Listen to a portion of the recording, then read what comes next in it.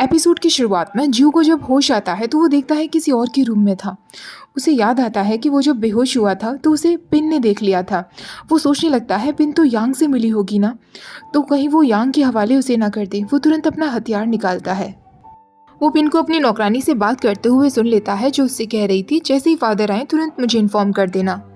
वो अपना हथियार निकालकर पिन के इंतजार में खड़ा हो जाता है, पर सडनली वो उस रूम में आ जाता है जहाँ पर माई सोई हुई थी।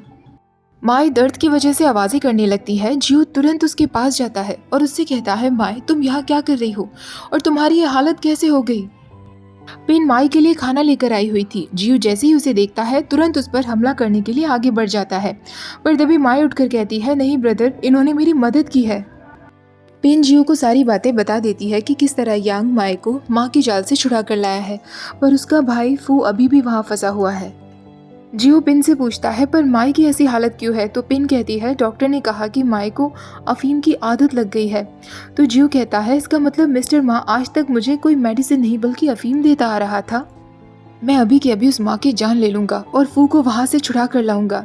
तो पिन उससे कहती है, तुम अभी भी इंजर्ड हो, तुम अभी यहाँ से नहीं जा सकते। अगर तुम अभी जाओगे तो तुम अपने भाई की मदद नहीं कर पाओगे। तुम यहाँ रहकर पहले अपना ट्रीटमेंट लो, उसके बाद तुम जाना। जियो कहता है, जो भी कुछ हो रहा है सब मेरी वजह से हो रहा है। मैं सबको हर्ट कर रहा हूँ, अपने भाई बहनों को और टियन को भी। दूसरी तरफ फू का बुरा हाल हो रहा था। वो कुछ भी खाने पीने को तैयार नहीं था। माँ अपने आदमी गुई से कहता है, इसका ख्याल रखो, इसे कुछ नहीं होना चाहिए। ये हमारे बहुत काम आ सकता है। इसका इस्तेमाल करके हम जियो को धमका सकते हैं, जिससे वो सबके सामने टियन के सीक्रेट की पोल खोल पाएगा। ली जिया से पूछती है, मैंने देखा था कि वो ऑर्किड डस्ट जियो के आर्म पर टच हुई थी, तो क्या इससे उसे कोई नुकसान होगा? क्या उसकी जान जाएगी? तो जिया कहती है, नॉर्मली किसी को जान से मारने के लिए हम उसके मुंह पर उस डस्ट को फेंकते हैं, पर अगर वो डस्ट कहीं और स्किन पर गिर जाए तो धीरे धीरे उसका पॉइजन पूरी बॉडी में फैलने लगता है। और ऐसा ही कुछ जियो के साथ हो रहा था। उसके हाथ पर जहाँ पर डस्ट गिरी थी वहाँ अजीब से निशान बनने लगे थे।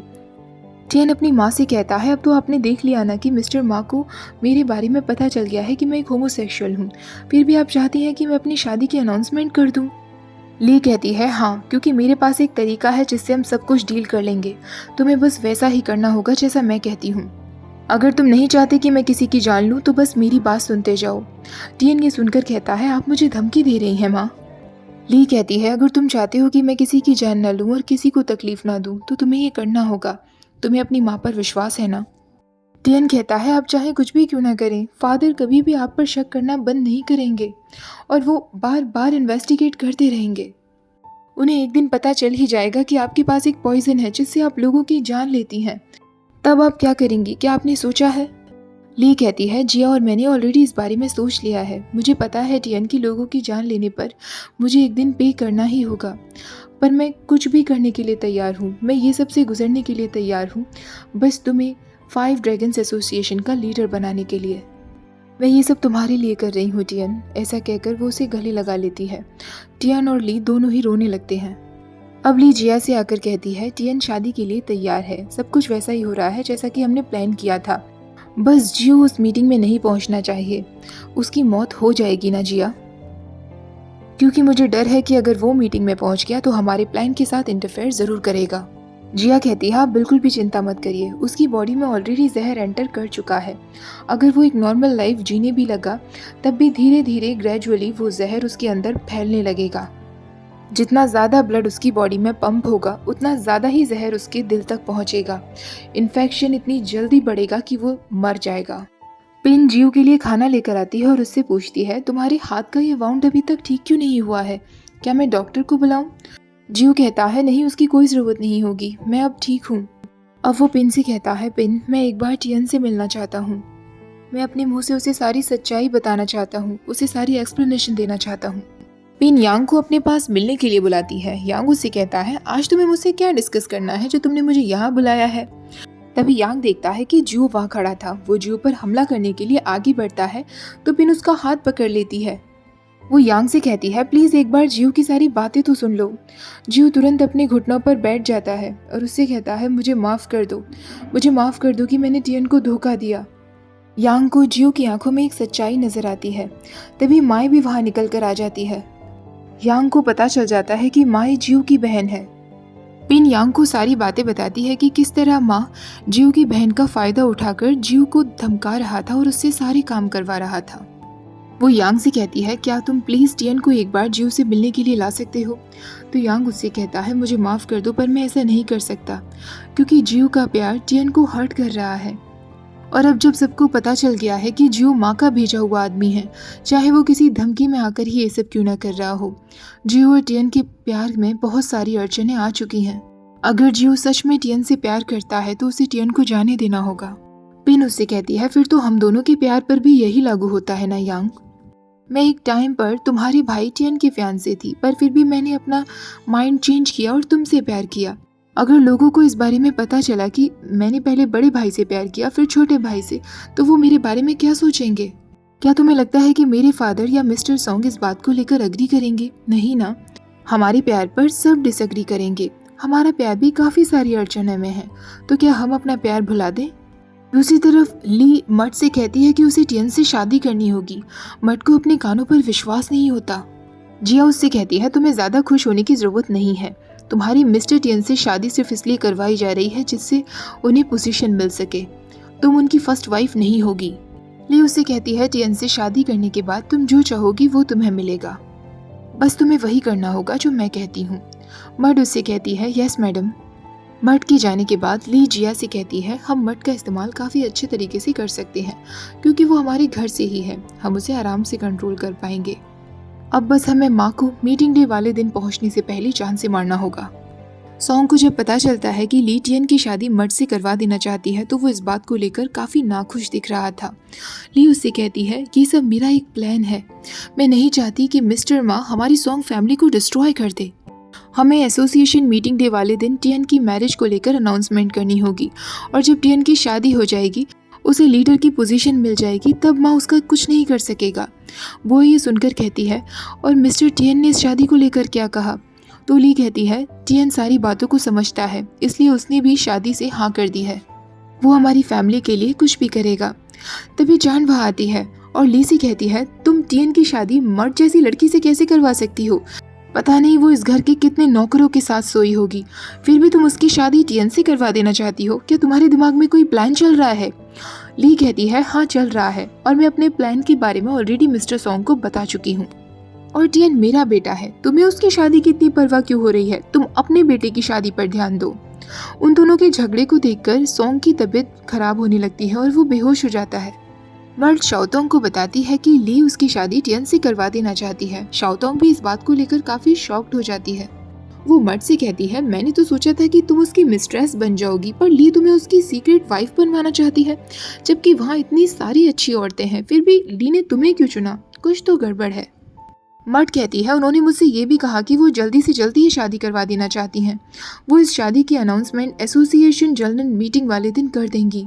कहीं ये टियन के सीक्रेट से रिलेटेड तो नहीं होगा ना मैडम? शाओतोंग के दिमाग में वो सीन घूमने लगता है जब उसने टियन और जियो को साथ में देख लिया था, और वो हंसते हुए कहती है, फिर तो एक ही रीज़न हो सकता है। हमारे एसोसिएशन में सालों पहले एक आदमी था, मिस्टर झांग, जो कि एक होमोसेक्सुअल था।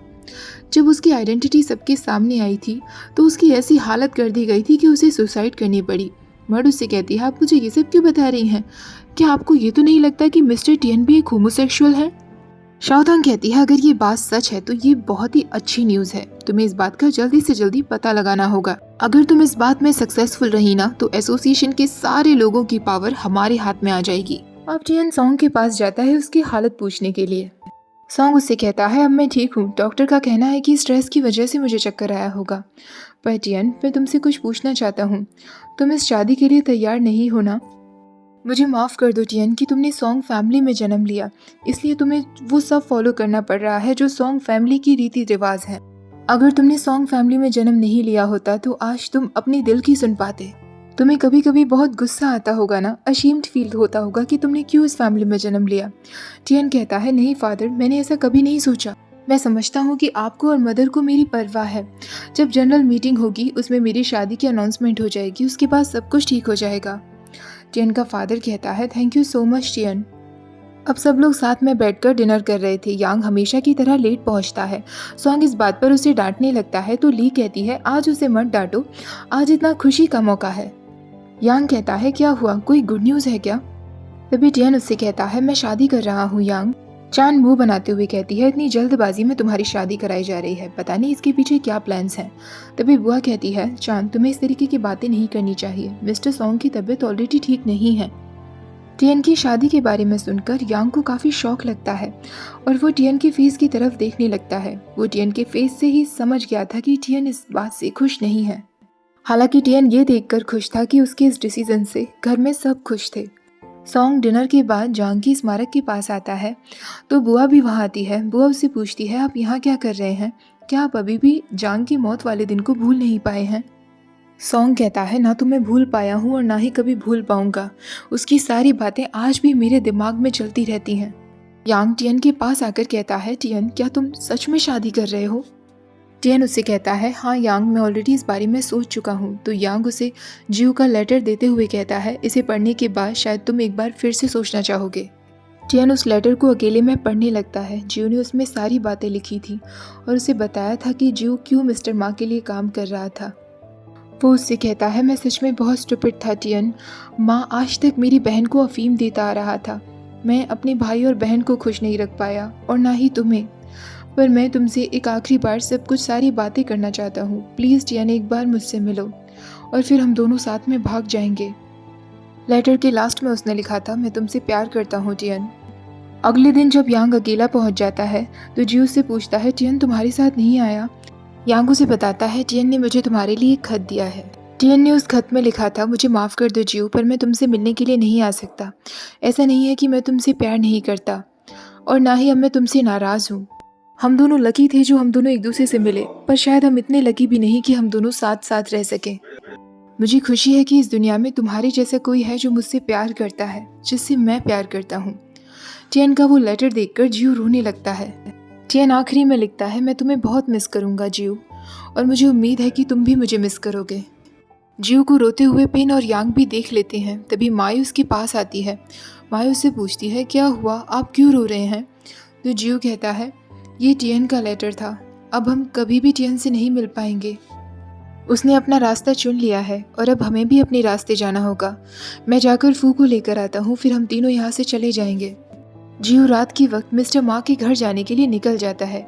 तभी वो अपने हाथ पर देखता है कि उसका इन्फेक्शन बढ़ता जा रहा था, पर फिर भी वो बिना अपने हाथ की परवाह किए उस घर में चला जाता है।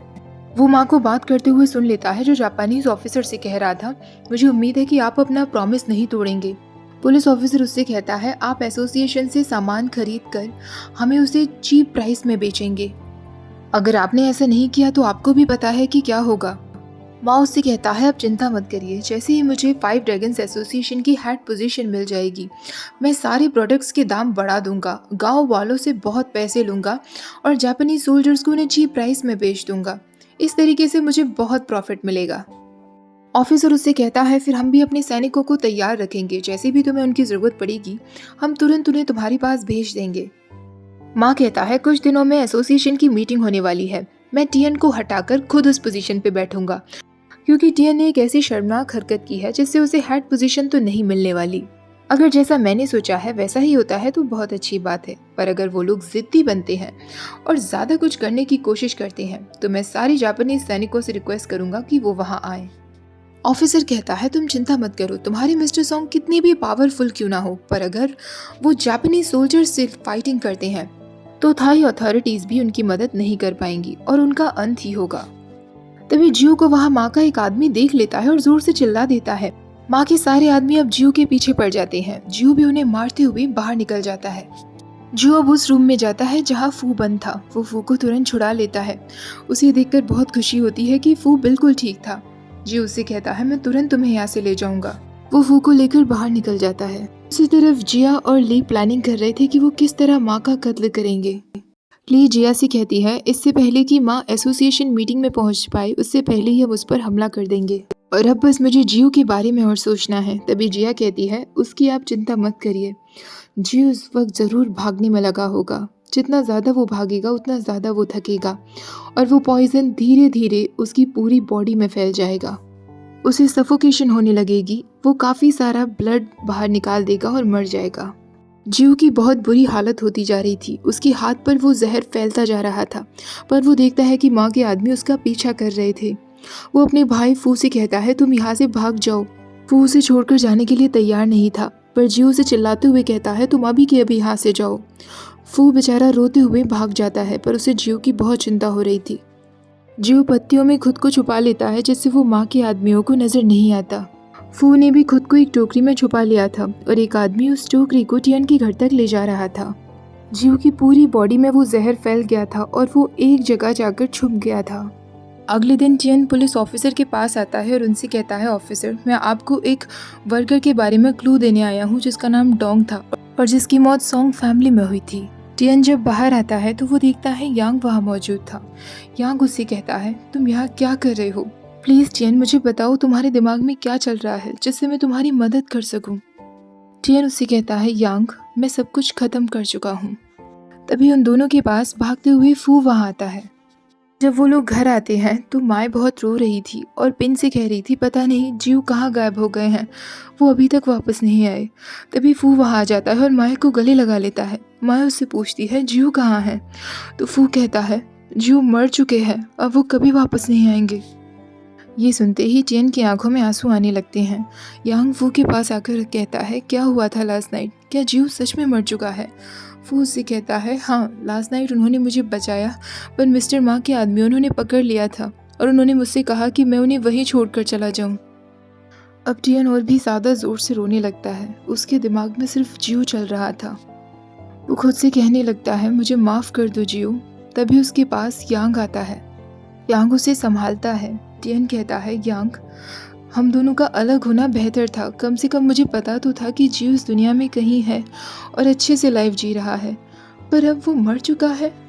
लास्ट टाइम वो जब मुझसे मिला था तो मैंने कितनी गलत तरीके से बात की। यांग उससे कहता है, टियन, क्या हुआ अगर जीवा जिंदा नहीं? तुम्हें इस बात की खुशी होनी चाहिए कि तुम एक बार उसके साथ कितने प्यार से जिए थे। टियन उससे कहता है, यांग, क्या तुम प्लीज जीव के भाई बहनों का ख्याल रख सकते हो? तो यांग उससे कहता है, तुम ऐसा क्यों कह रहे हो? तुम कहाँ जाने वाले हो? टियन कहता है, मेरे पास कुछ ड्यूटी है जो मुझे पूरी करनी है। गुई माँ से कहता है, अगर जीव की मौत नहीं हुई है और वो टियन को एक्सपोज करने में हमारी मदद करता है तो इस मीटिंग में क्या होगा?